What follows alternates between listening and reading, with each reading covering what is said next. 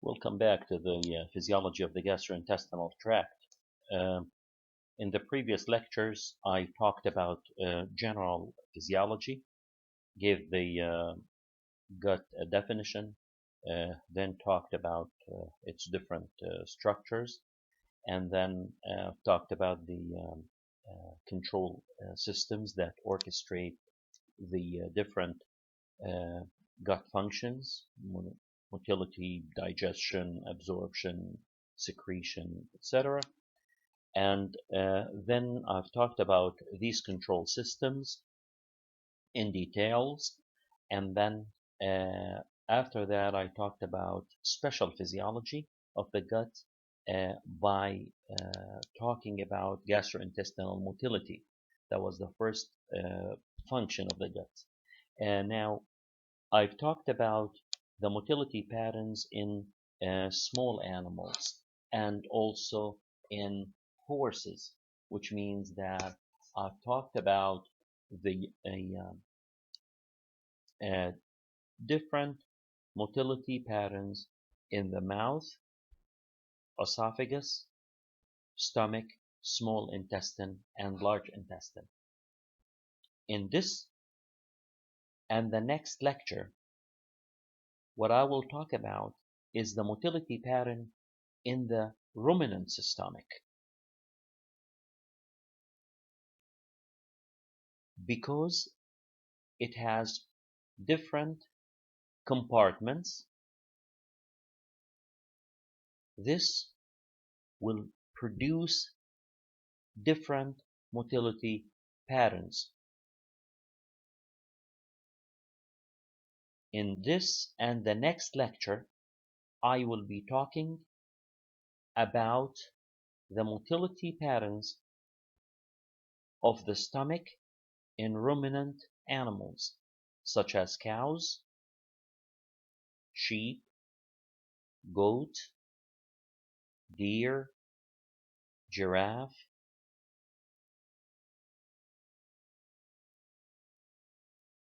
and other animals. During this lecture, I will be talking about 4 different points.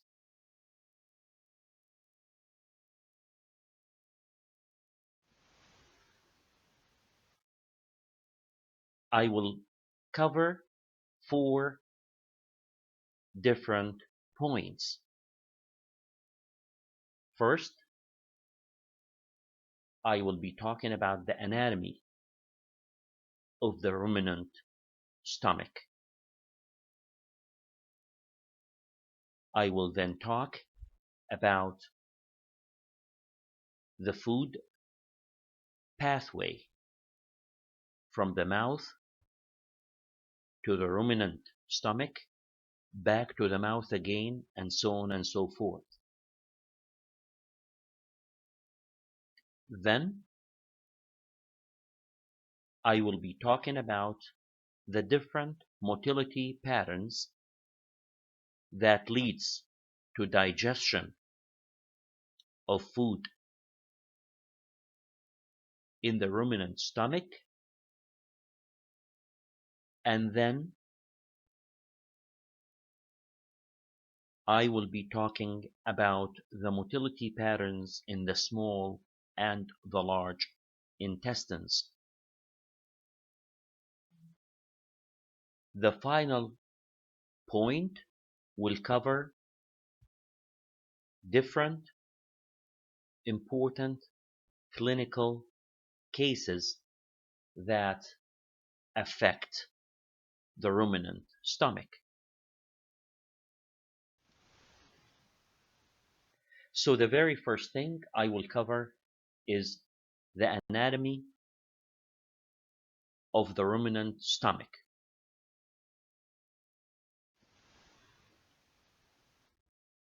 This picture shows the ruminant's stomach, starting with the esophagus. The very first compartment of the ruminant stomach is the rumen, then the reticulum, then the omasum, then the abomasum. After the esophagus, the ruminant stomach consists of 4 different compartments: rumen, reticulum, omasum, and abomasum.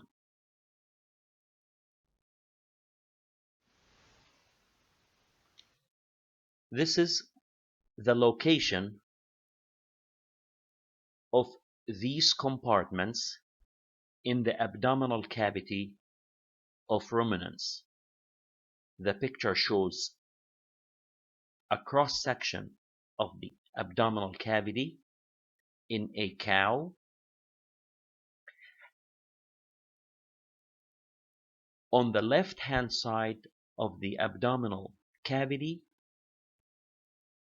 resides the rumen, takes the majority of the abdominal cavity. Almost half of the abdominal cavity is occupied by the rumen. The first part, which is not labeled in this picture, to the top right hand side of the abdominal cavity, and it is connected to the rumen, is the reticulum on the right hand side. Ventral to that is the omasum, and ventral to that is the abomasum. 4 compartments: rumen, reticulum, omasum, and abomasum. The left-hand side of the abdominal cavity is occupied by the rumen. The right-hand side of the abdominal cavity is occupied by the 3 other compartments of the ruminant stomach: reticulum, omasum, and abomasum.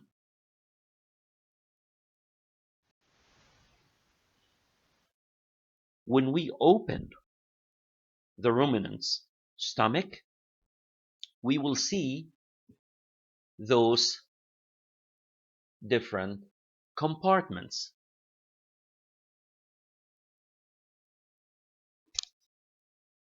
The majority of the left-hand side is occupied by the rumen.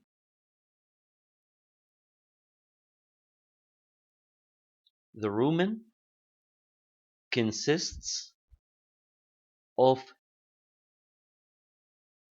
different ruminal sacs. Different ruminal sacs separated by pillars. Separated by pillars. We have the longitudinal pillar. We have the cranial pillar. We have the caudal pillar. We have the ventral pillar, and we have the dorsal pillar. Again, the rumen consists of many ruminal sacs: a dorsal sac, a ventral sac, a caudal sac, and a cranial sac. All of these sacs are separated by pillars: longitudinal pillar, cranial pillar, caudal pillar, ventral pillar, and so on and so forth.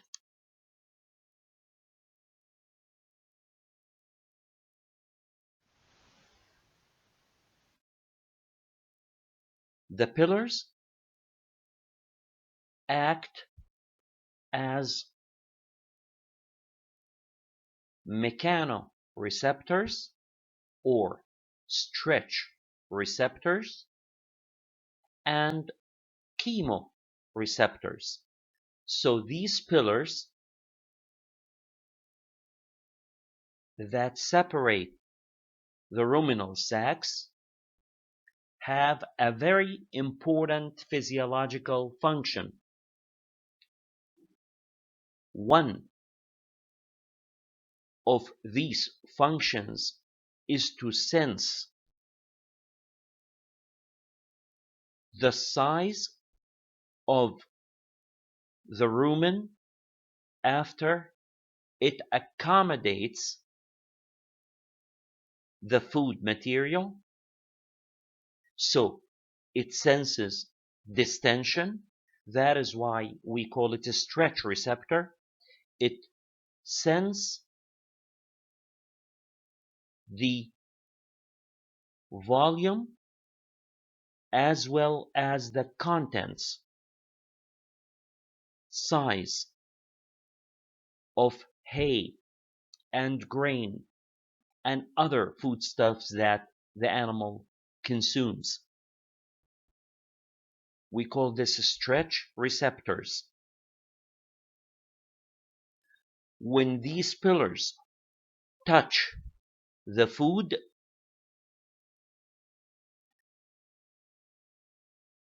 they stimulate ruminal motility. When these pillars touch the appropriate amount of food in the ruminal sacs, they increase the motility. They stimulate the motility.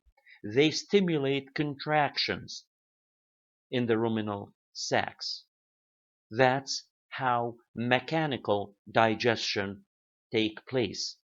Remember what happens in the reservoir that has a tonic contraction that lasts for minutes to hours. This is the same thing here. Now, if the amount of food increases, this will inhibit those stretch receptors, and as a result, contraction will be inhibited.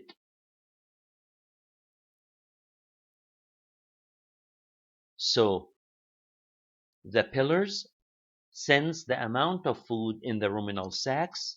If the amount is appropriate, they increase and they stimulate motility by stimulating contraction of the ruminal sacs. However, if the amount is not appropriate, which means that the amount of food is higher than what the rumen can accommodate, then these pillars will inhibit ruminal motility and contraction ceases. The other function for the pillars is they act as chemoreceptors. They not only sense the volume and the amount of food, the size of food ingested, but they also sense the chemical content, especially the pH of the food.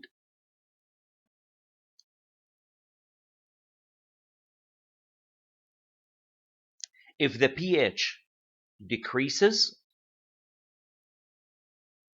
meaning that the pH becomes acidic, meaning that the pH is less than 7,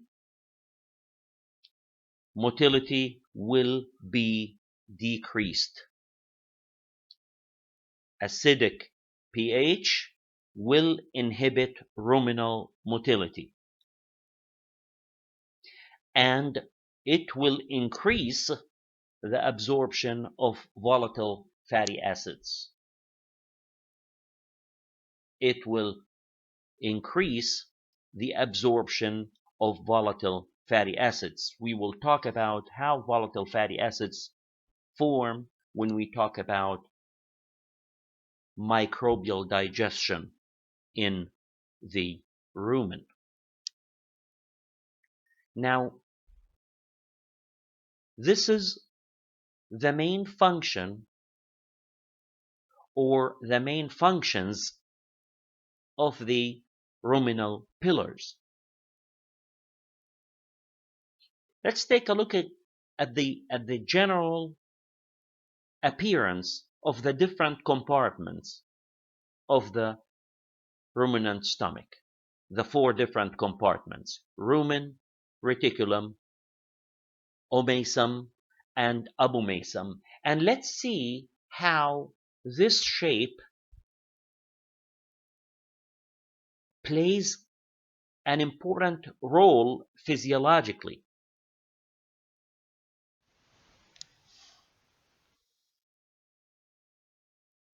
These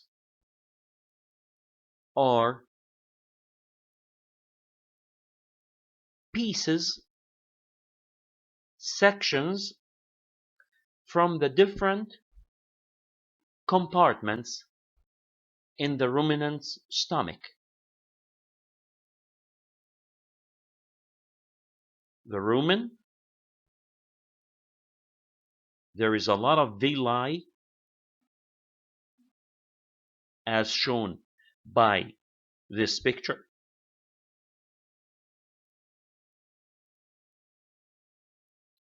The reason for these villi is to increase the surface area for microbes to function and to digest. Then we have the reticulum, which is honeycomb shape structures. These shapes will entrap the large particles in the food. We have the omasum that contains many leaves, as can be seen in the picture on the bottom of the left-hand side of this picture.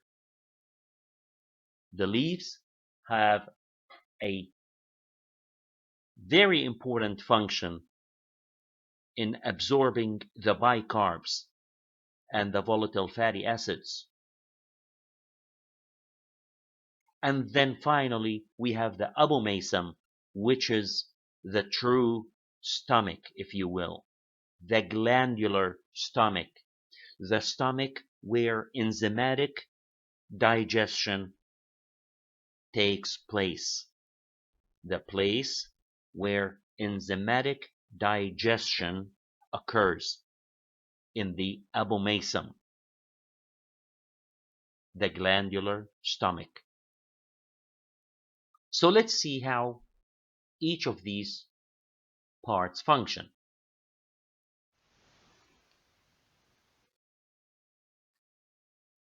The rumen, due to the presence of villi that increases the surface area, it accommodates microbial digestion by bacteria, protozoa, and other organisms. This is the rumen. The rumen takes care of the microbial digestion. The reticulum, I mentioned that earlier, it entraps the large particles of food or sometimes unwanted materials like wires, like nails, screws, etc., they are all entrapped in the reticulum. Omasum, because of the leaves, it does the sieving effect. The sieving effect, exactly like what happens in gastric emptying in the single stomached animals, horses, dogs and cats, etc. Sieving effects, gastric emptying, occur in the omasum. And then the abomasum, as I mentioned earlier, we have the enzymatic digestion enzymes. Okay, so that covers the very first point that I've talked about, and that is the anatomy of the ruminant stomach and the different compartments and what does each compartment do. Now let's talk about how does the food go in and out. Food path. We know that unlike other animals, ruminants regurgitate their food. They chew the crud, basically. They keep chewing and digesting and chewing and digesting. That they have a very efficient way to utilize their food. So let's see how does the food move around.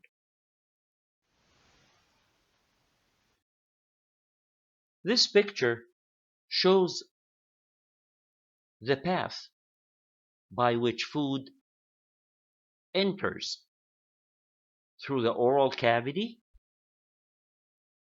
the first line, green in color, moves all the way from the esophagus, all the way to the rumen, comes back to the reticulum, then goes back to the esophagus. This is one cycle. Then it's rechewed again. That is the blue line in the esophagus, the bottom line in the esophagus. It goes into the reticulum and then the omasum, then the abomasum, then to the intestine. I will repeat that. So when food is consumed by a ruminant animal, it goes through the esophagus to the rumen, reticulum, and then back to the mouth again. This is one cycle. So mouth, esophagus, rumen, reticulum, esophagus, mouth. Then the second cycle starts. Mouth, esophagus, reticulum, omasum, abomasum. I will repeat again. We have two cycles for the food to move from the mouth to the intestines. The first cycle is mouth, esophagus, rumen, reticulum, esophagus again. That's number one. Number two is mouth, esophagus, reticulum, omasum, abomasum, and then to the intestine.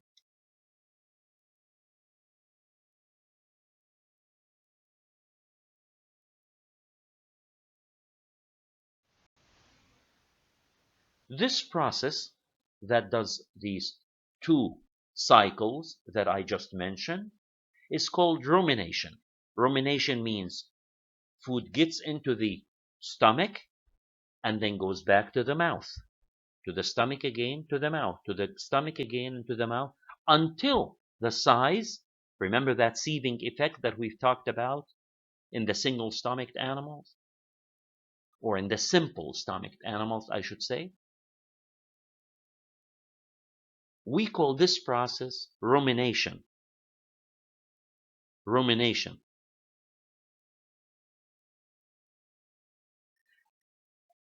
This graph shows when does rumination take place. It takes place when the animal is not grazing, when the animal is resting, not sleeping, but resting. So whenever the animal is not grazing, is not actively involved in eating, remember what we call that stage? We call that the digestive stage. When the animal is actively involved in eating as we speak, the digestive state. In ruminants, when the animal is not actively involved in eating, then it is ruminating. Basically half and a half. Half of the time the animal is grazing, half of the time the animal is ruminating, approximately.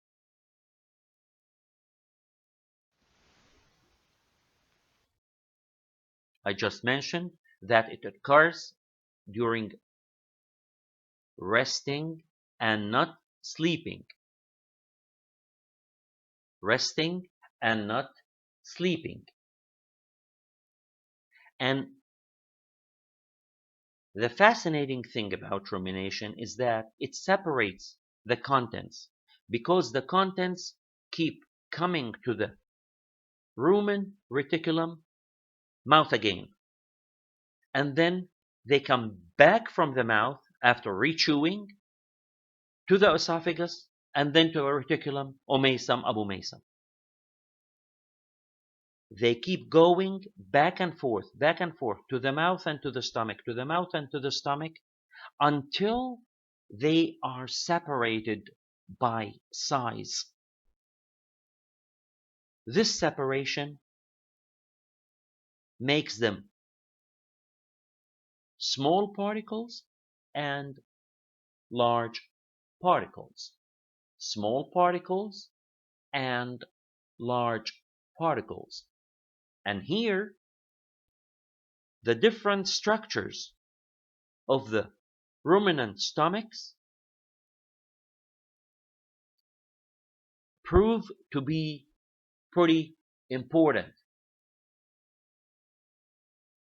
How so?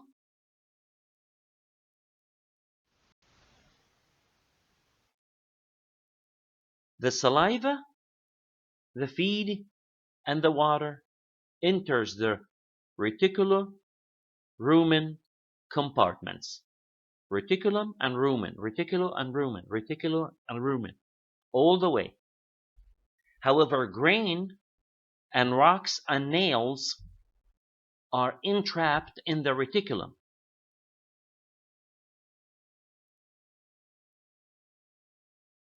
Grass and hay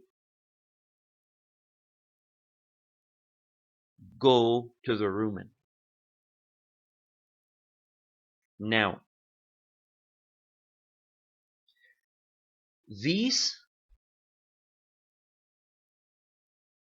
food, water, saliva, grain, hay, grass, etc., they are rechewed and redigested, until they become sizable enough to enter into the second cycle, which is reticulum, omasum, and abomasum in the intestine. The hay And the grass, because of this continuous motility, is going to be divided in the rumen.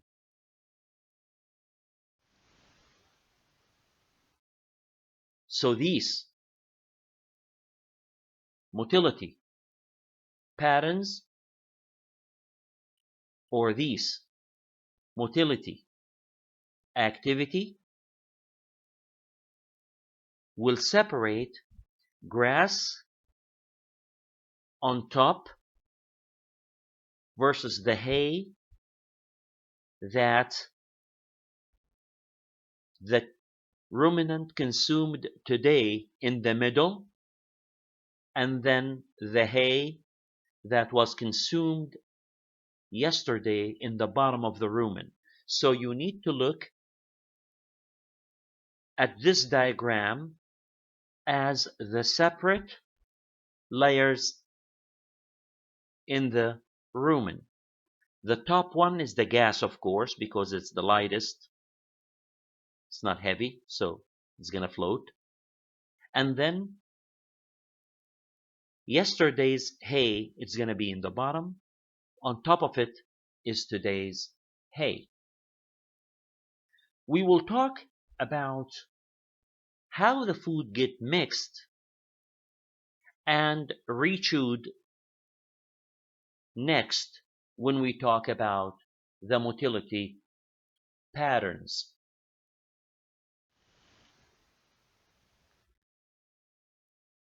There are similarities between the motility patterns in horses and small animals and in ruminants. For example, the oral and the esophageal motility patterns that we've talked about in horses and small animals are the same in ruminants. How so? In the previous lecture, I mentioned that the oral phase has two stages, an oral stage and a pharyngeal stage. The oral stage digests the food because it mixes the food with saliva and digestive enzymes such as lipase and amylase in the oral cavity. After chewing, after the teeth break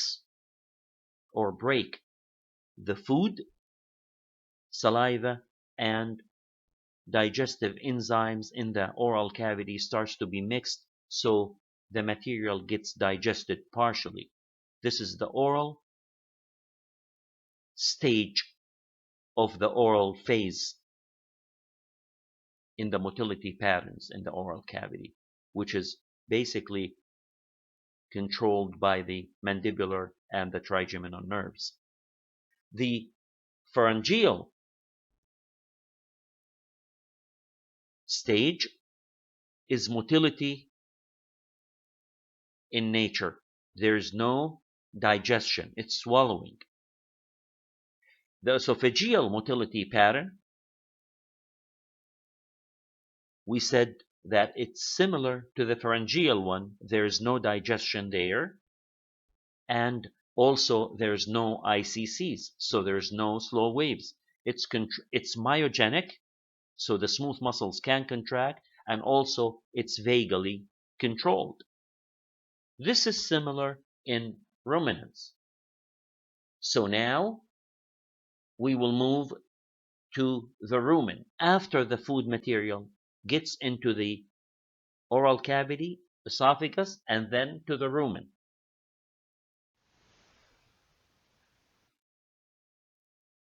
Before we talk about the motility patterns, we would like to mention few general points.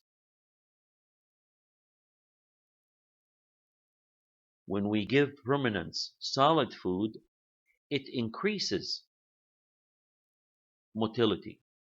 compared to liquids. It increases rumination. Why is that? Because the animal needs to spend more time to break the solid food. That's why it keeps chewing and digesting microbially, chewing and digesting microbially before it goes to where gastric emptying takes place, which is the omasum, where the sieving effect takes place. Why is that? Because the particles are large in size. They are not at the size where they can actually enter from the omasum to the abomasum. So the omasum stops them before they go there. That's why solid food keeps going to the mouth and to the rumen again and again and again and again until the size of it is reasonable enough, is small enough to get into the omasum, so it can be moved toward the abomasum. Another thing is that one of the clinical cases in ruminants is vagal indigestion. So the vagus actually is involved in the motility patterns, not just the enteric nervous system, which controls the majority of the motility in the rumen, but also the vagus nerve participates. But the participation of the vagus is a little different than other animals. And basically, when you cut the vagus in ruminants, it does not disturb the motility. The motility stays there, continues, but it disturbs the coordination. The coordination means the organization of the contractions is disturbed. There still will be contraction, however, the organization of these contractions will be disturbed. That's a very important concept compared to other animals. When you cut the vagus, you just don't disturb the coordination, you actually inhibit motility. Here, you don't inhibit motility, but you disturb the organization of these contractions. You disturb the coordination, we call that. If you think about the motility pattern in the rumen as a, a musical note that produces beautiful music, when you cut the vagus, you still can hear the music, but it's not as beautiful as before, if that makes sense.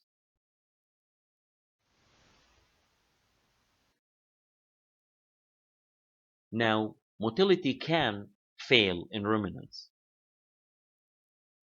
and we will talk about that later. But when rumination fails, two things happen. Gas accumulates, bloating, the cow or the ruminant become bloated, so we have to have treatment for that, and I will tell you about it when we talk about the last or the fourth point in this lecture, which is the clinical aspects of the motility patterns in ruminants. And then volatile fatty acids also accumulate. Why they accumulate? Because the bacteria and the protozoa and the other microorganisms in the rumen continue to produce and to digest the food in the rumen. So that's a very important thing. If motility in the rumen fails, if rumination fails, then we will have accumulation of both gas and volatile fatty acids. Very important. So what are these motility patterns? The motility patterns in ruminants are divided into two cycles.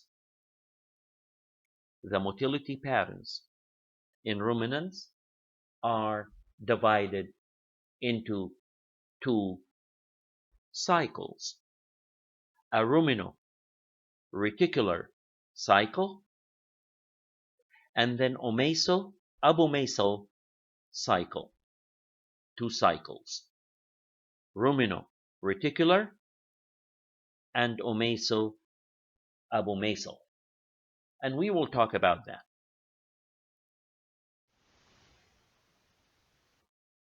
First, the Rumen-Reticulum cycle.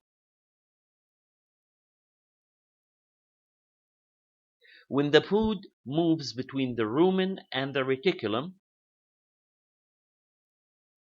it produces two functions: a primary function and a secondary function. The primary function, it mixes the food with the bacteria, with the protozoa, with other microorganisms, and because of the presence of many villi in the rumen, this will increase the surface area, which means that the rumen will accommodate the ingesta for better digestion.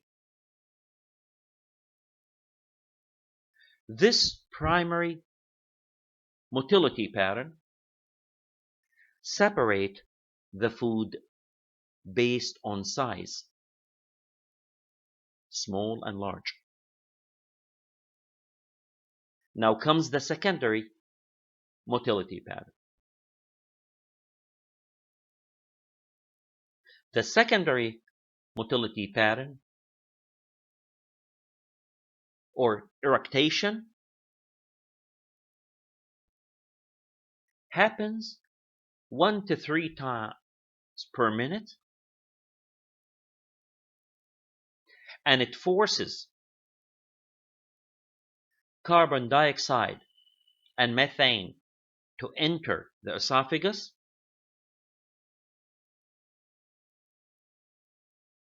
while the liquids move actually down. So now you see the separation. Gas goes into the esophagus, whereas liquids goes down. Down where? Down in the reticulum and the rumen. And therefore, this motility pattern separates the ingesta based on gravity and contraction. And we will see what are the layers that will be produced by this motility pattern. So the motility pattern in the Rumen-Reticulum cycle are two, primary and secondary. One mixes the food, and that will separate the ingesta into zones based on their size. The secondary motility pattern is eructation, and this will separate the ingesta based on specific gravity and contraction. Now let's see what happened with this motility pattern.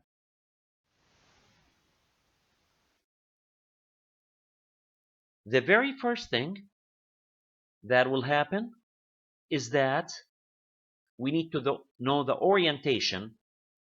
Where is the head of the animal and where is the back of the animal?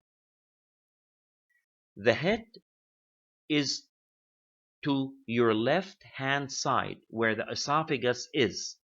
Left hand side of the picture and of the screen, that is where the head of the animal. The very first thing is when the animal eats the food, the very first thing that happens is there is a contraction of the reticulum. This contraction will push food toward the rumen. It will jump to the rumen from the reticulum. After that, what happens? After that, a caudal contraction of the dorsal sac takes place. followed by a caudal contraction of the ventral sac, then a cranial contraction of the dorsal sac, followed by a cranial contraction of the ventral sac.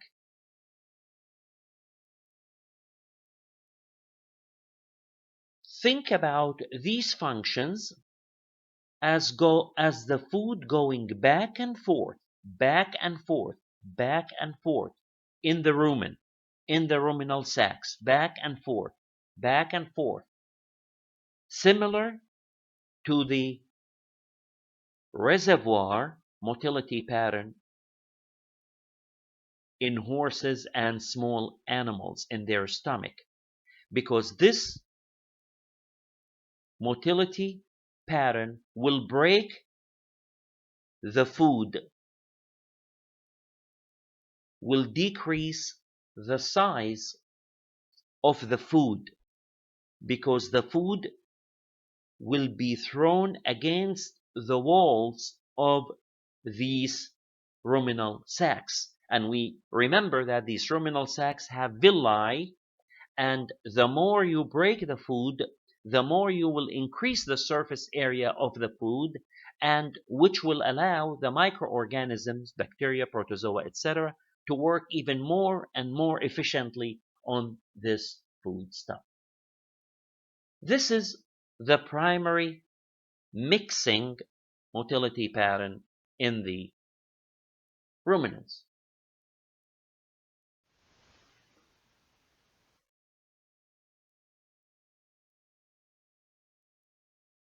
So the reticulum contracts, caudal contraction of the dorsal sac, DS, caudal contraction of the ventral sac, VS, followed by a secondary contraction, which is a cranial contraction of the dorsal and a cranial contraction of the ventral.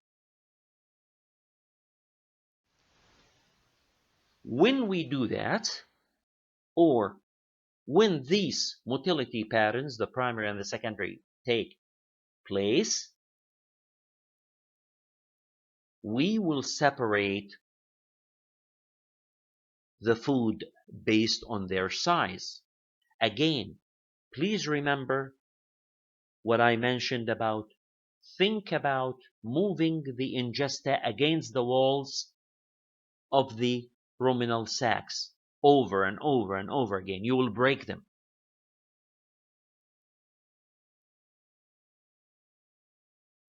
The ingesta will be separated, again based on their size, into two zones. A zone of potential escape, these are the small particles, and the slurry zone, which are the large particles. The zone of potential escape, the escape from the rumen to the reticulum. That's why we call it a potential escape. It's potentially going to leave the rumen. Leave the rumen and go where? To the reticulum, to the omasum, to the abomasum. That's the second path, the second cycle. The first cycle, which is the slurry zone, the large particles will go again to the esophagus and to the mouth to be rechewed and then reswallowed, and then will come back again to become smaller in size. So the ruminal zones will be separated by specific gravity mentioned earlier, that we separate the ingesta based on their size, and we've talked about that, into zone of potential escape and slurry zone, and the eructation or the secondary contraction will separate the food based on the specific gravity and the contractions. And these are the four zones that will be will be produced: gas zone, solid zone, ejection zone, and liquid zone. The next picture will illustrate this even a little better. Here is the different zones as they are present in the rumen. Gas is on top, solid is underneath it. After that, ejection zone, slurry zone, and zone of potential escape where it goes to the reticulum from the rumen, and then the liquid is on the bottom. Think about the rumen as when you go to the beach and you find pieces of wood and pieces of grass floating on the surface. This is the slurry zone. This is the slurry zone. Gas, of course, is going to be on top. And the slurry zone is going to go back to the esophagus to be re-chewed again. To be re-chewed again. Now, how will this take place?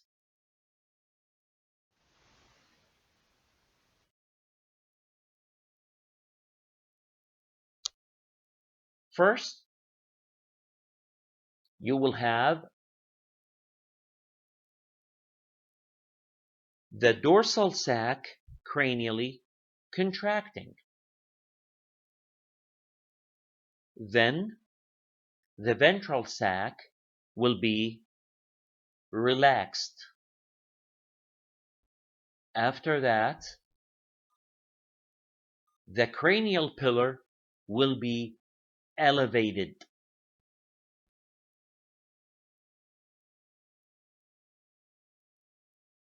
Then the slurry zone will enter the esophagus.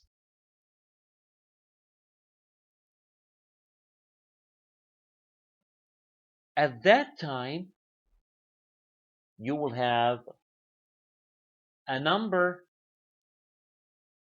of events taking place. You will have relaxation of the cardia, of course, so the slurry zone can enter the esophagus, accompanied by lung expansion. We call that excursion, inspiratory. Think about it when you take a deep breath. What will happen to your lungs is they will be so expanded. When your lungs are expanded, the glottis up near the pharynx will be closed, so it will create negative pressure. Now, there is a retroperistaltic movement that will take the slurry zone in the direction of the oral cavity rather than the aborat cavity, not toward the anus, but toward the mouth. That's why we call it retroperistalsis. If it was peristalsis, it will be from the mouth to the anus. Retroperistalsis is the opposite, just like vomiting. But this is not vomiting because this is not a disease. This is normal physiology.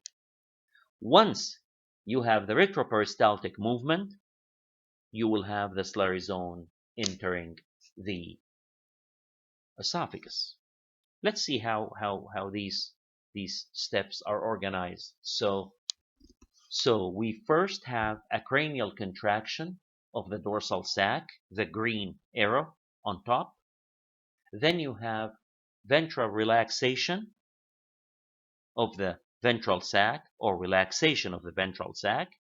Then you have elevation, dorsal elevation of the cranial pillar, where the yellow arrows are pulling the cranial pillar. and then the cardia relaxes to accommodate the slurry zone. This will be accompanied by inspiration. The lung is expanded and the slurry zone enters the esophagus, where the the glottis is being closed. So there is a negative pressure happening at this point to force the slurry zone to go up through a or by a retroperistaltic movement. Let's see these steps. Cranial contraction of the dorsal sac, followed by relaxation of the ventral sac, followed by dorsal elevation of the cranial pillar. Cardia relaxes, inspiration, glottis closes, retroperistalsis, and then the slurry zone enters the esophagus. Now, the partially chewed, partially digested food is in the mouth again. In the mouth, the tongue expresses the contents. Remember, the movement of the tongue in cows is like a spatula. It expresses the slurry zone, so the water that the slurry zone contains will be re-swallowed, and particles in the slurry zone will be separated by size, large and small. The large particles will go again to the slurry zone for reprocessing, and the small particles will go into the zone of potential escape, so it will go to the reticulum.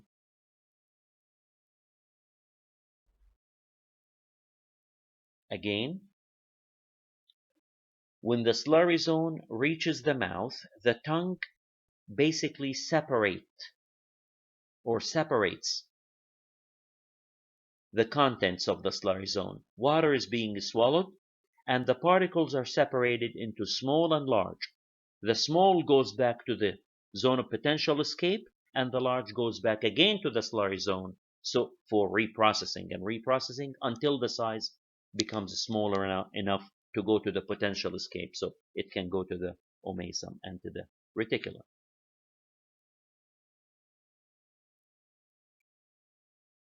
High grain diets will minimize rumination. It does not give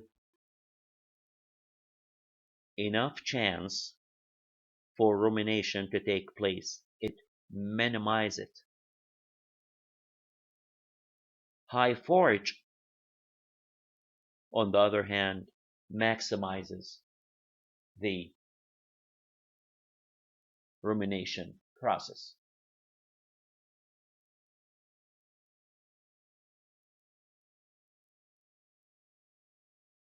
Next time, we will continue on the rumination and the different motility patterns in the rest of the ruminant stomach, which is omasum and abomasum.